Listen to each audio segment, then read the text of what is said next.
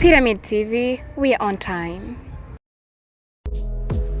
Yes guys, abakunzi bakunda iterambere ry'umuziki ndundi, abakunzi bakunda iterambere ry'umuziki wa kabiri gatanu indwi, nduwa musore wanyu Mr Black wawundi nyene yama abashikiriza ama exclusive ariko ara trendinga, ama exclusive ari on top guys. Gumana nanje, gumana na Pyramid TV tuzokome tubashikiriza ama exclusive ariko ara trendinga yaba aririmbyi bacu guys. Uno musi ndabazaniye best exclusive iriko ira trendinga guys. Ndazi benshi ntabwo mwashoboye kuyironka, ariko jewe narababwiye ati nzokoma ndabashikiriza ama trending mutaronka guys. Kumana nanje rero nkuko muko murabibona hano kuri zo screen zanyu, aha birakaze guys. Ni Big Fizzo mutama wacu yashoboye gupostinga link y'indirimbo y'umuririmbyi mugenzi we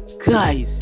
Hehe birakaze. Ni mutama Big Fizzo rero yashoboye gupostinga link y'indirimbo y'umugenzi wiwe ariwe Satbisa Drama Bafre. Ni ibintu tutari tumenyereye hano muno muziki wacu guys. Ibintu biriko birafata inzira guys. Uno musi Big Fizzo asigaye aposta link ya Satbi guys. Ndibaza bino bintu atari jeje nyene biriko birashimisha guys. Ni ibintu biriko birerekana umutima w'urukundo mu muziki ndundi guys. Ejo yejo Satbi twizere yuko nawe azoshobora guposta link ya mutama Big Fizzo guys. Gumana nanje, gumana natwe tuzogume tubashikiriza ama exclusive yose y'abaririmbyi bariko barakora ama trending yose, ama showbiz. Ni hano nyene kuri Pyramid TV kabiri gatanu indwi. Nduwa musore wanyu atigera ananirwa n'umusi numwe, ni Mr Black.